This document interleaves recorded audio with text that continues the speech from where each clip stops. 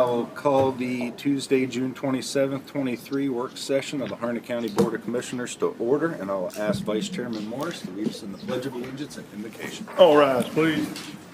I pledge allegiance to the flag of the United States of America and to the republic for which it stands, one nation, under God, indivisible, with liberty and justice for all.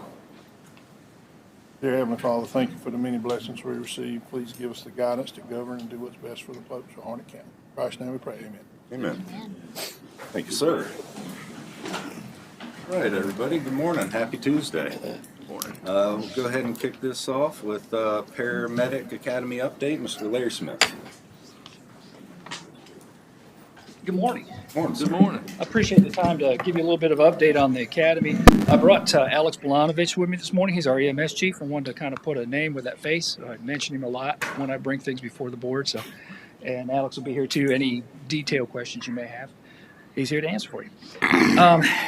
First of all, we really want to thank you as a board for approving this academy back last year. This has proven to be a great resource for us. Our students are doing very well. They're in week number 18. They've got 5 weeks of classroom left and then 5 weeks of some clinicals where they'll take the lead in some of their roles.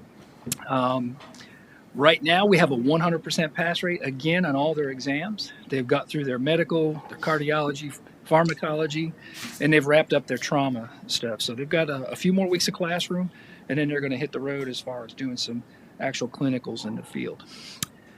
We're already kind of moving forward with this plan too, because we've got graduation is scheduled for October 6th at 6 p.m. here at the RCL. And as we get closer, we'll get some invites out to the board so we can firm up some details with that. And right now, one thing I'd like to do too is our training team that's actually doing all this. Unfortunately, they can't be here because they're in the classroom today, but they've done an outstanding job on in the classroom with the clinicals, keeping this process rolling. And also too, I'd like to, part of the reason I brought Alex with me this morning is I want to brag on him a little bit. We were doing some recruitment and retention ideas a couple years ago. I asked him for some, hey, where do we need to go? What's one of your number one ideas? And this Paramedic Academy was one of them. He said, get me a proposal. Not only did he get me a proposal, he got me a complete detailed proposal, worked with the colleges, worked with all of our partners from the state to make sure that this thing would be a success. And I just wanted to give a moment to just say thank you to Alex, too, for all the hard work he's done with that and keeping that team moving, too. He's a great motivator of his folks. That's all I've got on the academy. Any questions on that? Remind me again, how many participants are there in this? We have 6 students. 6. Yep. Okay. And they know they're getting closer to October. They're getting a lot more excited. So, and it's a great team. It's something else that's been amazing to watch as they've gone along through the class. What a team they've become. You know, that first day, not talking a whole lot and kind of that shyness, and now they're a good team. I hear them in the hallways a lot, which is a good thing. So, any questions? Questions, comments? All righty. If I could take a second too to kind of give you an update on last night's weather, what we got last night. Last night we, of course, if you were on the west side, you knew it was coming through. We got a lot of rain and some other issues that happened last night. We got 28 calls for trees down across the roadways across the county. Again, the majority of those on the west side. Trees on power lines was 10. Most of Irwin is still without power right now. Duke Energy's out there now working on that. They had to wait for weather to get a little bit better so they could get out there and start working to that. We have 4 trees on structures. I went by this morning and looked at 3 of those structures. One of them is going to probably need some work to the roof. The other 2, it was just branches and things that fell on top of the tree, and they've been cut away from the buildings now. We did provide Red Cross support to one of those families. They did some pretty good damage to the side of their home. They'll be looking at, building inspector will be going out there today to look at those structures. We sent those addresses and photos over to them early this morning. We had a tree on a vehicle and a power line. Nobody was injured in that. And a total of, right now we're sitting at about 400 to 500 on power outages right now. So we actually came through. We didn't have any injuries at all last night from this, so we're very grateful because I know during the height of that storm, that wind was pretty good and visibility was down to about nothing. And that rain was coming sideways. So, questions? All right. Larry, we also lost the shelter on Kasha Lane Okay. that blew down. All right. Let me make a note of that. All right. All right. Thank you. Thank you for the update, sir. All right, item 4, discuss a request to approve chemical contracts with Ultron Solutions. Mr. Steve Ward. Good morning, Mr. Chairman, members of the board. If you remember last month, I came before you about chemical bids, and most of our vendors agreed to extend their contracts rather than go through a formal bidding process. We had one item, which is chlorine, which we did not get that courtesy, so we had to do a bid back on June the 7th. And so these are the bids for that chlorine. We get two different concentrations, 12 and 15%. So we would like to have those awarded. They were the low bidder. If you could put that on the consent agenda, and I'll be glad to answer any questions you may have. It's pretty simple. Thanks, sir. Any questions for Mr. Ward? Any issues putting this on the consent agenda for next week, or pardon me, on our next consent agenda? What date is that actually? July 17th. On July 17th. No? Is that gonna be fast enough? Is that gonna be soon enough? Yes, they'll give us a verbal for the 2 weeks Okay. until the board formally approves it. Thank you. Go ahead and add that to the agenda for the 17th. Thank you, sir. Thank you. All right, item 5, discuss a request to adopt a resolution to support high performance and government innovation with Harnett County Team Harnett Performance. That's a mouthful. Mr. Mike Mora. Good morning. Morning. Morning.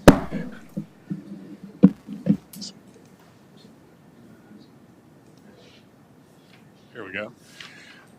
Good morning, Chair, Vice Chair, Commissioners. I'm here to present the Team Harnett Performance Management Plan. A lot of the things that you'll see in this presentation are going to be similar to what you've seen in the retreat in February. Covering the strategic plan, you got to build up from the strategic plan to get to the performance management plan. So bear with me and we'll get through it. So the purpose of this presentation is to provide you all with an update, background, process, and direction of the performance management plan. We're requesting to add a resolution to the July 17th meeting supporting the approval of the Team Harnett Performance Management Plan, considering a high performance framework openly through innovation and operations promoting transparency. And we'll get into that. So you've seen the strategic plan timeline. It started back in June of 2021 with a managers and directors retreat and stepped all the way through to plan development and adoption February of 2022. The 5 strategic plan goals that the Board of Commissioners set out: superior education, organizational excellence, health, safety, community, economic strength, and informed and engaged citizens. And this is the wheel of success. I'm sure you all have seen this. Starts with strategic planning. You all set the priorities. We allocated the resources, implemented and integrated all of those together to get to the performance management plan. And the plan, of course, is what we're talking about today, to identify all of the, the ways of making business better here in Harnett County. So what is performance management? It's regular and systemic collection, analysis, and reporting of data that tracks all of the resources, outputs, efficiencies, and specific outcomes. We're going to look at the good, the bad, the ugly, and the best. The process of evaluating the results to enhance decision-making processes with the function of county management and comparing performance over time, trending, benchmarking, evaluation, and continuous improvement efforts going forward. So you've seen this, the 5 pillars of success: visionary planning, operational results, commitment to quality, employee empowerment, and customer orientation. That's going to be what holds up the performance management plan. You know, without a strong set of pillars, the roof won't hold on top of the base. So you got to have those to hold all of it up for superior performance. So here's the timeline information. I mentioned previous, February 22, it was adopted. November 16th, we launched the performance management program. Directors and managers were trained. December 6th and 16th, we had goal team meetings. So each of the 5 areas that were selected for the strategic plan were broken out into these goal teams. So we have goal team 1 through 5, and everybody took their particular areas and worked on them. We made a presentation January 24th to you all, explaining what was going on with the strategic plan, where we were in the performance management plan process. April 11th, we brought in next level managers and supervisors to get them trained up as well. April 20th and 21st, we had our first set of quarterly goal team update meetings so that we could look at the scorecard, the key performance indicators, and all of those things that make the performance management plan run. And we have one planned that will be in July for the next quarter. Sorry for everybody that didn't know that, but that's what's coming. So the status of the key strategic actions and critical projects, and I may have mentioned that previously. So there were 28 key strategic actions that were identified in the plan. And so you can see where we are status-wise. As of December 31st, 39% pending, 43% processed, 18% completed. A quarter later, we're 32% pending, 36% in process, and 32% completed. So we're moving the needle. And this is just an overview of where we are from each of the strategic goals and the breakdown between the key strategic action. The percentages are better, but it gives you an idea that we're moving through these and taking care of them and working towards those goals that you all set out. So I'll run briefly through each of these goals that we have, the key strategic actions. You can see where we have the collaborative meetings with county manager, that's in process.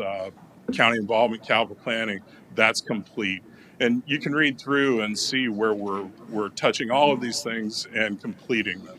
Long-term plan for funding new schools, teacher supplement request complete. Harnett County state legislative agenda, we've completed that. And then through that, we've also had some other goal success through hiring a lobbying firm and addressing those priorities. So that's complete. Goal 2, the purpose compensation strategy study, you saw that through our budget process, that's complete. We're working with NeoGov for training for staff, that's in process. UNC School of Leadership, Rebecca's here, and that is in process as well. And by adopting this resolution, that'll continue that process forward. Parks and Recreation, funding for those park improvements, that's in the plan for CIP, that's moving forward as well. We have a task force that we're looking at issues of substance abuse. You've heard Coley talk about opioid and all of those things that go along with that, that's in process. Economic strength, we're working to expand broadband. You've heard Ira with the great grants and the CAB and all those things. I think we have 3 recent broadband providers that are looking to install broadband in the county. I mean, where it's not today. So that's moving along. Campo, that's moving along. The water and wastewater infrastructure project, that's ongoing and in process and on time, as I believe, and I think Steve would tell you that. Goal 5, all of these are complete. We've, had the privilege to grab those and go, and we've launched a program to present topics. We had a citizen information session last night. It was well attended and it was well received. We have the County Roots newsletter that Desiree puts out. That's also moving along. Videos and storyboards to promote county services. That's also complete. We're doing it regularly. Quarterly information sessions. Talked about that. That's also going on. So the performance management plan intended outcomes, this is included in the resolution. We want to ensure the key performance indicators are linked to the strategic plan, and they are. The organizational buy-in with effective communication. We want to be able to tell you all, tell you again, and tell you 3 times that we're doing everything in our power to get the work done. We want to put it out on the web. We want to put it out to everybody. An annual review of the reporting process and performance results. The review process would be during your retreat in January. Use results to empower and not punish using the system for leadership and learning. We don't want this to be something that is a negative. We want to empower employees with strategy and performance and deliver high quality services. We want to function on action, use project management tools to stay on track. We want to analyze the results, improvements to services with a customer focus. We want the folks that are doing business with us to know that we're giving them the best service possible. We want to automate the process when possible, feasible, and financially able. We want to report the results with transparency, and we want to integrate the performance management into the strategic planning and budget process. It's a lot, and it's going to be something that's going to hopefully go forward, and we'll be able to do that. So talking about going forward, we want to provide quarterly updates through the key strategic actions to you all, whether that's through the county manager's report or in some fashion.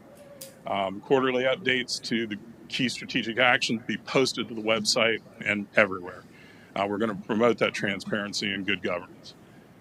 Annual performance scorecard, key performance indicators, those will be posted along with all the other information as we go along on the new website and reported at the retreat.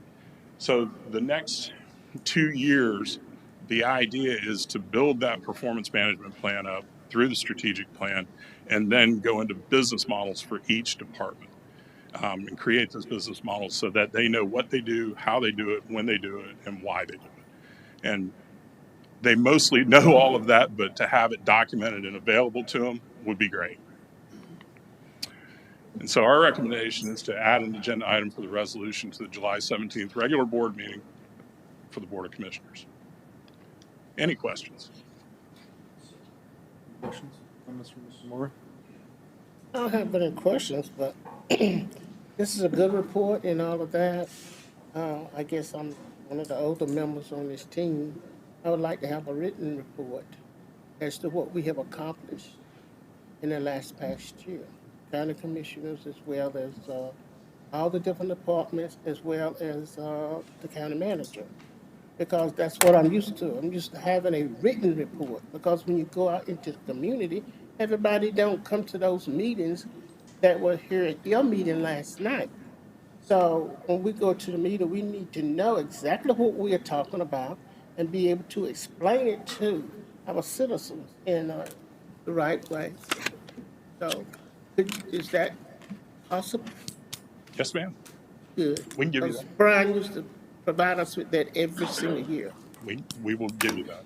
Okay, thank you, I appreciate it. Any other questions? And I don't have a question either, but I do want to thank you for the update and for the hard work that has obviously gone into all the hard work that was put into developing that plan. Thank you for your leadership, Rebecca. Thank you for your leadership, and I look forward to seeing that written update that Commissioner McCoy has talked about as well. Thank you. Is there any objection to add this to the consent agenda for July 17th? We'll add this consent agenda as well. Thank you, sir. Discuss the EMS premium pay policy updates and EMS retention pay policy. Miss Allie Fouts. Hello, good morning. So last October, just kidding, this started well before that, but as approved in the most recent, no wait, I was right. Last October, the EMS COVID-19 premium pay policy was approved by you all to ensure that the EMS staff of Harnett County Emergency Services receives compensation for the working throughout the COVID-19 pandemic. Well, our plan was to give 4 premium payouts in the amount of $17.50 each for 4 different time periods for 6 months time frames. Well, since then, after the first payout went out this previous April, the Congress has voted to end the COVID-19 pandemic. Well, that means that we can no longer actually use ARPA funds for premium pay. There's no longer an eligible use. The good news, though, is that we can just pay this out of our general fund. So before you now are 2 different policies. Basically, we're taking the original premium pay policy and we are dividing it. We are editing that one to just reflect the one payout coming from ARPA, and then the new retention pay policy. Same thing, just different source of funds. So again, this will not change anything for the hardworking EMS staff that are receiving the payments. This will only change things on the back end to ensure compliance with federal requirements.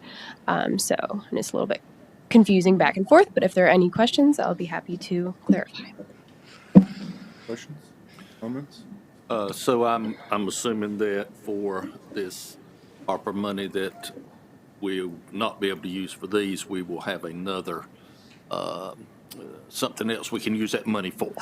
Right. We will take the money, and we've been looking at, still waiting to hear for confirmation on whether or not we receive any additional great grant or cab grant. And so this would just be money that we would use towards meeting that grant requirement if it were to happen. Great. I just want us to have a plan so that we're Yes. not turn around and send it back to. And then our backup plan to that plan is that if none of those projects occur, any funds that are left in that category will be used to pay for the expense we have for the wastewater treatment plant expansion. Sounds good. Thank you. We'll transfer that money to cover that project if no other projects in that category come about. Great. I have a question. Mhm. I know that we had used some of those funds for Riverside, on the flooding and all there. I don't know if what funding we put into that is going to correct the problems there that we have in there with the water issue.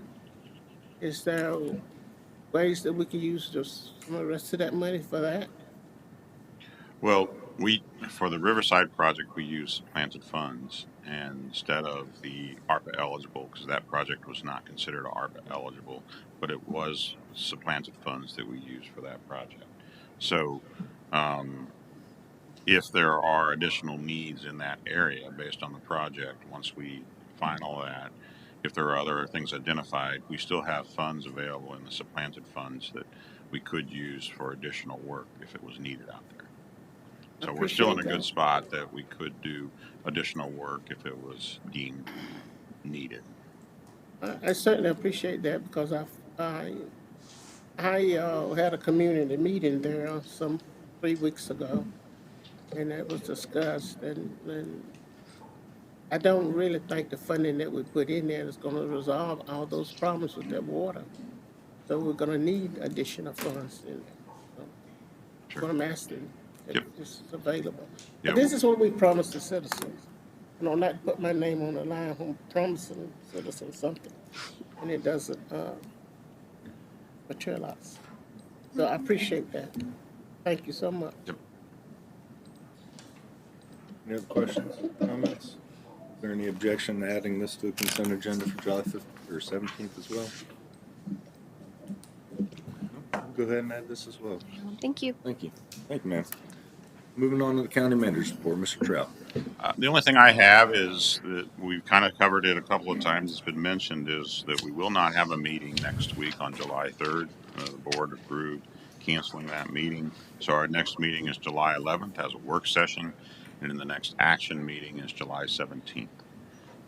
If there is an item that comes up between now and the July 11th meeting, we may add it as an action item and note it as such. But right now, we haven't identified anything that would need an action prior to the July 17th meeting.